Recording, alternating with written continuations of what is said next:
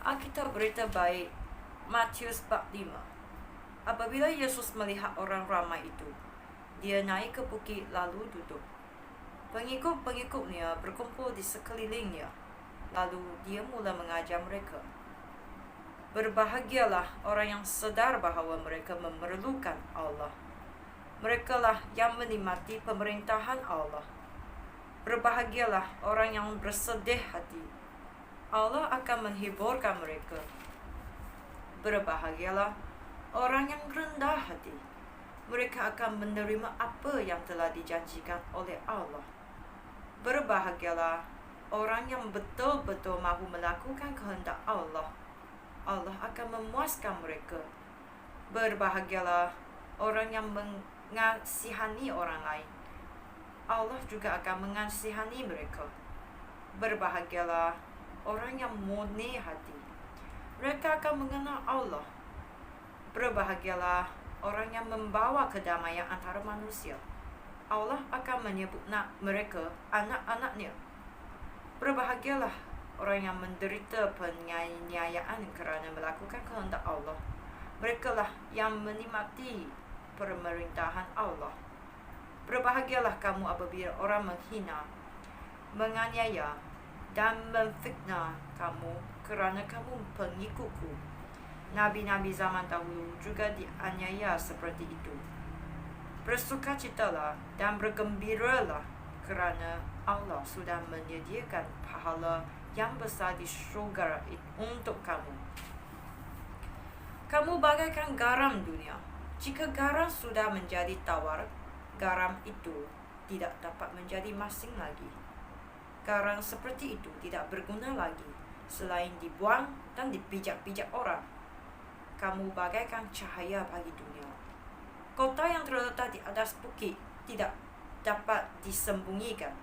Tidak seorang pun memasang pelita lalu menaruhnya di bawah pasu, tetapi dia akan meletakkannya di atas kaki pelita supaya memberikan cahaya kepada setiap orang di dalam rumah. Hendaklah cahaya kamu juga bersinar di hadapan orang, supaya mereka melihat perbuatan kamu yang baik, lalu memuji Bapa kamu yang di surga. Janganlah menganggap bahawa aku datang untuk menghapuskan Taurat Musa dan ajaran Nabi-Nabi. Aku tidak datang untuk menghapuskannya, tetapi aku datang supaya semua ajaran itu berlaku. Ingatlah, selama langit dan bumi masih ada, titik atau huruf yang terkecil sekalipun di dalam Taurat tidak akan dihapuskan jika semuanya belum berlaku. Oleh itu, sesiapa melanggar hukum yang paling tidak penting sekalipun serta mengajak orang lain berbuat demikian, orang itu akan menjadi yang paling tidak penting antara orang yang menikmati pemerintahan Allah.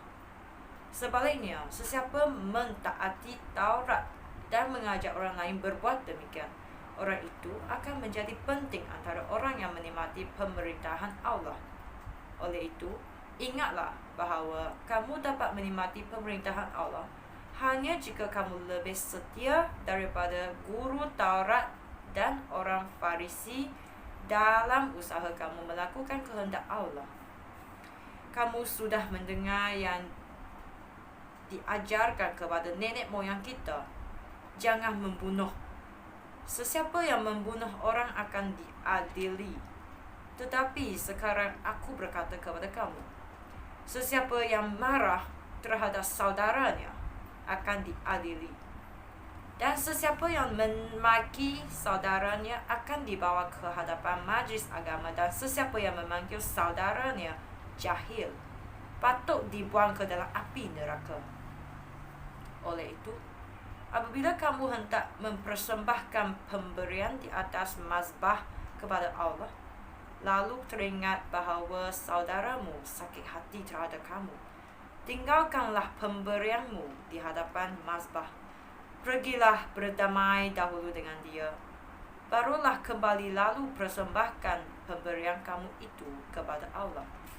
Jika seseorang hendak mendakwa kamu di mahkamah, berdamailah dengan dia selagi ada masa dan sebelum tiba di mahkamah. Jika tidak, orang itu akan menyerahkan kamu kepada hakim. Lalu hakim akan menyerahkan kamu kepada polis. Kemudian polis akan memenjarakan kamu. Ketahuilah, kamu akan tinggal di penjara sehingga kamu melunaskan semua dendamu. Kamu sudah mendengar ajaran seperti berikut. Jangan berzina, tetapi sekarang aku berkata kepada kamu, sesiapa memandang seorang perempuan dengan perasaan berahi, orang itu sudah berzina dengan dia di dalam hati. Jika mata kanan kamu menyebabkan kamu berdosa, cungkillah dan buanglah mata itu. Lebih baik kamu kehilangan salah satu anggota tubuh daripada seluruh tubuh kamu dibuang ke dalam neraka. Jika tangan kanan kamu menyebabkan kamu berdosa, potonglah dan buanglah tangan itu. Lebih baik kamu kehilangan sebelah tangan daripada seluruh tubuh kamu masuk ke dalam neraka. Ada juga ajaran yang mengatakan sesiapa menceraikan isterinya, hendaklah orang itu memberikan surat cerai kepadanya. Tetapi sekarang, aku berkata kepada kamu, sesiapa menceraikan isterinya, kecuali kerana perzinaan, orang itu membuat isterinya berzina jika wanita itu berkahwin lagi. Orang yang mengawini wanita yang diceraikan itu berzina juga. Kamu sudah mendengar bagaimana nenek moyang kita diajar seperti berikut. Jangan mungkir janji. Lakukanlah apa yang sudah kamu janjikan dengan sumpah di hadapan Tuhan. Tetapi sekarang aku berkata kepada kamu, jangan bersumpah sama sekali. Jangan bersumpah demi langit, kerana langit itu takhta Allah, atau demi bumi, kerana bumi itu alas kakinya, atau demi Yerusalem, kerana kota itu kota Allah.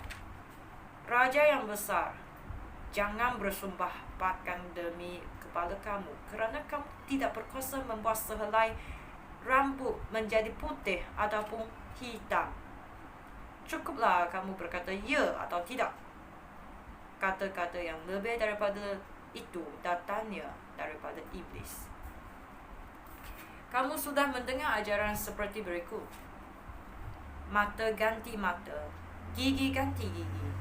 Tetapi sekarang, aku berkata kepada kamu, jangan balas denda terhadap orang yang berbuat jahat kepada kamu.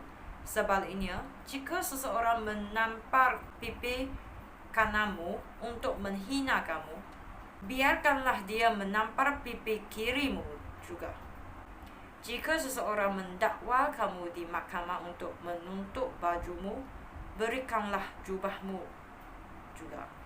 Jika seorang askar penjajah memaksa kamu mengangkat barangnya sejauh 1 kilometer, angkatlah barangnya sejauh 2 kilometer.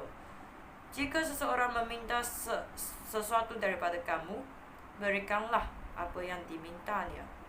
Jika seseorang hendak meminjam sesuatu daripada kamu, pinjamkan apa yang dikehendakinya. Kamu sudah mendengar ajaran seperti berikut. Kasihilah sahabatmu dan bencilah musuhmu.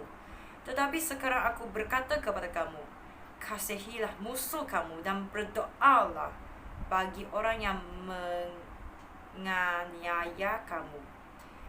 Dengan demikian kamu menjadi anak-anak bapa kamu yang di surga. Kerana Allah menerbitkan matahari yang dijadikannya untuk orang yang baik dan yang jahat.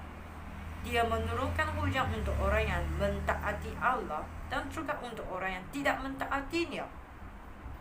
Patutkah kamu menerima pahala daripada Allah jika kamu hanya mengasihi orang yang mengasihi kamu? Bukankah para pemungut cukai pun berbuat demikian? Jika kamu hanya beramah-ramahan dengan kawan-kawan kamu, apakah kelebihannya? Orang yang tidak mengenal Allah pun berbuat demikian. Kamu harus mengasihi semua orang seperti Bapa kamu yang di surga mengasihi semua orang.